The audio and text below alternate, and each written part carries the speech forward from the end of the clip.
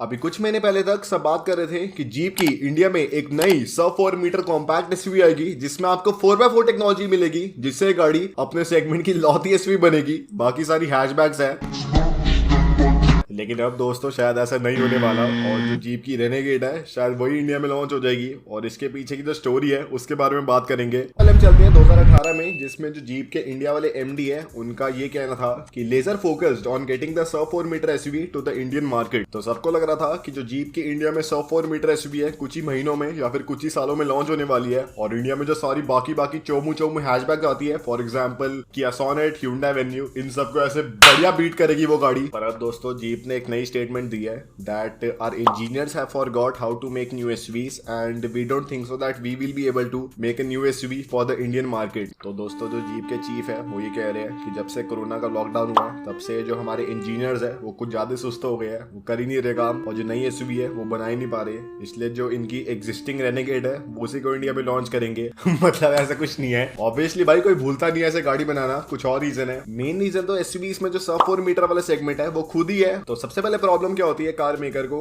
कि उन्हें एक प्लेटफॉर्म बनाना पड़ता है जो कि साइज में छोटा हो और जो कि सब 4 मीटर वाला सेगमेंट है उसमें आ पाए, मतलब 4 मीटर से कम होनी चाहिए गाड़ी की लेंथ। और इसके लिए जीप के पास एक बढ़िया प्लेटफॉर्म है जीप रेनेगेड वाला, जिसका नाम है स्मॉल वाइड 4x4, जिसमें जो गाड़ी की लेंथ है उसे वो छोटा कर सकते हैं और साथ ही में जो सब 4 मीटर वाले कंप्लायंस है उसमें वो एडजस्ट हो सकते हैं। तो इसमें कोई प्रॉब्लम नहीं आई जीप को। जो दूसरी प्रॉब्लम आती है कि जो सब 4 मीटर वाला सेगमेंट है उसमें जो कार मेकर है मेनली इसलिए गाड़ियां लॉन्च करते हैं क्योंकि इस वाले सेगमेंट में जो टैक्स इंसेंटिव है वो काफी ज्यादा है। क्योंकि अगर आप कंपेयर करें एक गाड़ी जो कि सब 4 मीटर वाले सेगमेंट में आती है जिसकी लेंथ 4 मीटर से कम की है और एक गाड़ी जिसकी लेंथ 4 मीटर से ऊपर की है, भले जो दोनों गाड़ी है उनका सेम प्राइस है, लेकिन जो गाड़ी 4 मीटर से कम वाली है उसमें 18% का जीएसटी लगेगा और जो गाड़ी 4 मीटर से ऊपर वाली है लेंथ में उस पर 28% का जीएसटी लगेगा। और इसके ऊपर से जिस गाड़ी की लेंथ 4 मीटर से कम की है उस पर 3% का सेस लगेगा और वही जो गाड़ी जिसकी लेंथ 4 मीटर से ऊपर की है उस पर 17% का सेस लगेगा। तो अगर आप टोटल कंपेयर करें तो एक कार मेकर को ऑलमोस्ट 24% की टैक्स सेविंग होने वाली है अगर वो एक गाड़ी बनाता है जो कि 4 मीटर से कम लेंथ वाली है। भले जो गाड़ी एग्जैक्टली सेम है, भले दोनों कार्स में सिर्फ 10 सेंटीमीटर का डिफरेंस है लेंथ में, लेकिन अगर गाड़ी की जो लेंथ है वो 4 मीटर से कम की है तो उस पर ऑलमोस्ट 24% की सेविंग होने वाली है कार मेकर की और इसलिए जो कॉस्ट इन कार्स की वो काफी कम आ जाती है। तो इससे जो कार मेकर है उसे दो बेनिफिट मिलते हैं कि जो उसके प्रॉफिट परसेंटेज है कार्स में वो भी बढ़ जाते हैं और साथ ही में जो उसकी सेल्स वॉल्यूम है वो भी काफी इंक्रीज हो जाती है। और ये जो टैक्सेस में बचत होती है इसके लिए एक और हमारी सरकार ने क्लॉज रखा है कि जो ये वाली सब 4 मीटर वाली गाड़ी है इनमें जो इंजन है उसका साइज 1.5 लीटर से ऊपर का नहीं होना चाहिए। तो इसलिए अगर आप देखें जो भी इंडिया में सब 4 मीटर एसयूवी आती है उसका जो इंजन साइज है 1.5 लीटर से कम का होता है, लेकिन जो थार है वो एक एक्सेप्शन है जिसमें आपको 2.0 लीटर का और 2.2 लीटर का इंजन ऑप्शन मिलता है। और इसलिए महिंद्रा भी अभी कुछ महीने पहले सोच रहे थे कि जो थार है उसमें एक छोटा 1.5 लीटर का इंजन ले आए, क्योंकि जो गाड़ी की लेंथ है वो तो 4 मीटर से कम की है ही और साथ ही में अगर गाड़ी में एक छोटा इंजन महिंद्रा लॉन्च कर देते हैं तो जो गाड़ी का प्राइस है ड्रास्टिकली रिड्यूस हो जाएगा, 2-3-4-5 लाख से हो सकता है रिड्यूस और साथ ही में जो महिंद्रा के प्रॉफिट मार्जिन है वो भी इंक्रीज हो सकते हैं। तो भाई सब बढ़िया चल रहा होता है, ये सब मैंने आपको समझा दिया। लेकिन ये जो सब 4 मीटर वाली मार्केट है इसमें एक प्रॉब्लम है, वो ये है कि जो सब 4 मीटर वाली मार्केट है जिसमें जो कस्टमर है एक छोटी गाड़ी लेते हैं वो काफी कॉस्ट सेंसिटिव होती है, मतलब उन्हें कम प्राइस में काफी बढ़िया गाड़ी चाहिए। और दोस्तों यही मेन प्रॉब्लम आ रही है जीप के साथ, क्योंकि जो गाड़ी है वो तो बढ़िया बना पा रही है पर भाई गाड़ी महंगी इतनी बन रही है कि उतने में एक ऊपर वाले सेगमेंट की गाड़ी आ जाए। और अब सोचने की बात है कि गाड़ी महंगी क्यों बन रही है, किया भी तो बेच रहे हैं, तो जो गाड़ी है इसलिए महंगी बन रही है कि जीप की अगर आप कोई भी गाड़ी देख लो आज तक की जो कि पूरी दुनिया में कहीं पे भी लॉन्च हुई है उसमें हमेशा जीप ने आज तक एक ऑल व्हील ड्राइव वाला या फिर एक 4 व्हील ड्राइव वाला ऑप्शन ऑफर करा है ताकि एक रियल एसयूवी वाली फील आए कस्टमर्स को और एटलीस्ट ऑप्शन तो हो उनके पास ऑफ रोडिंग करने का।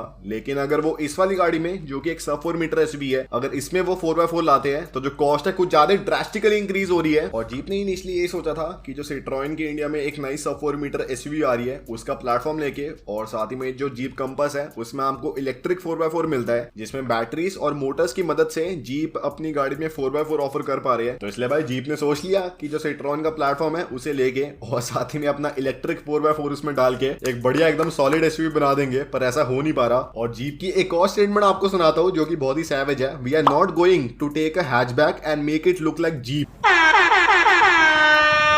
तो भाई जीप ये किसी को टॉन्ट मारे हैं या फिर ये अपने बारे में बता रहे हैं। चलो भाई, हम लड़ाई नहीं कराते, हम बीच के बिच्छू नहीं बनते, हम बस नॉर्मल बात कर रहे हैं। पर भाई बात तो सही है, वैसे आधे से ज्यादा जो सब 4 मीटर एसयूवीज आती है ना इंडिया में, वो हैचबैक ही लगती है भाई। तो अब जीप के साथ प्रॉब्लम ये आ रही है कि उनकी जो आइडियोलॉजी है वो ये है कि हर एक गाड़ी जो कि वो ऑफर करेंगे उसमें 4x4 का ऑप्शन होना चाहिए। और वैसे अगर आप देखो तो काफी सॉलिड ऑप्शन हो सकता था इंडिया में, क्योंकि जो बाकी सारी गाड़ी आ रही है उनमें आपको तगड़े फीचर मिलते हैं, लेकिन कोई भी एक रियल एसयूवी नहीं है। लेकिन जीप अगर एक 4x4 ऑफर कर देते इस वाले सेगमेंट में, तो सोचो जो उस वाली गाड़ी की मार्केटिंग है कितनी बढ़िया हो सकती थी, ऐसे ऑफ रोडिंग टाइप गाड़ी बना सकते थे उसे। पर जो कॉस्ट है उसकी वजह से जीप को थोड़ी प्रॉब्लम हो रही है। और जो जीप के हेड है वो ये नहीं कह रहे कि जो गाड़ी कभी लॉन्च ही नहीं होगी, ऐसे कोई सब 4 मीटर एसयूवी आएगी नहीं इस ब्रांड की, पर वो ये कह रहे हैं कि अभी वेट मत करो भाई, पता नहीं कभी लॉन्च होगी, क्योंकि जब तक कॉस्ट रिड्यूस ना हो उस वाली टेक्नोलॉजी की, तब तक ये ब्रांड उस गाड़ी को लॉन्च कर नहीं पाएगा। तो फिर आप सोचेंगे भाई इस ब्रांड की कोई सस्ती गाड़ी आएगी नहीं इंडिया में, तो उसका आंसर है अभी शायद आएगी। और जीप ने ये कहा है कि जो रेनेगेड है शायद उसे इंडिया में लॉन्च कर सकते हैं, पर उसके साथ भी एक और डिलेमा है जीप का कि जो रेनेगेड है वो इंडिया में अगर लॉन्च होती है तो जो क्रेटा या फिर सेल्टॉस है उस वाले सेगमेंट में आएगी। और जो इस गाड़ी की फिट एंड फील है या फिर इस गाड़ी का साइज है काफी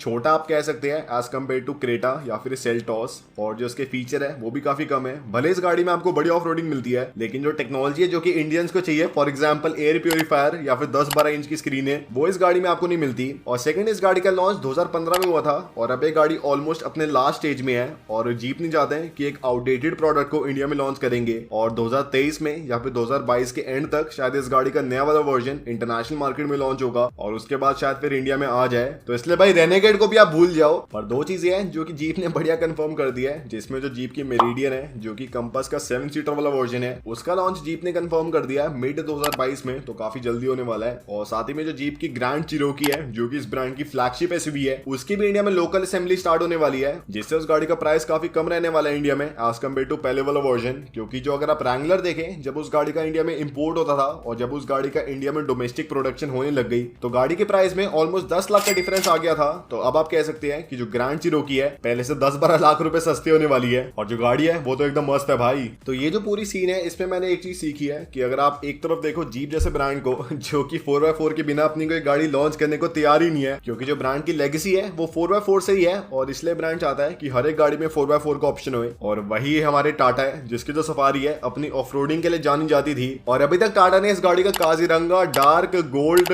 एडवेंचर एडिशन सब लॉन्च कर दिया है, लेकिन एक ऑल व्हील ड्राइव का ऑप्शन नहीं दिया। तो भाई पता नहीं क्या क्या डिफरेंट आइडियोलॉजी है हर एक ब्रांड की। और बाकी यही था आज की वीडियो में। अगर आपको पसंद आए तो लाइक शेयर सब्सक्राइब कर देना।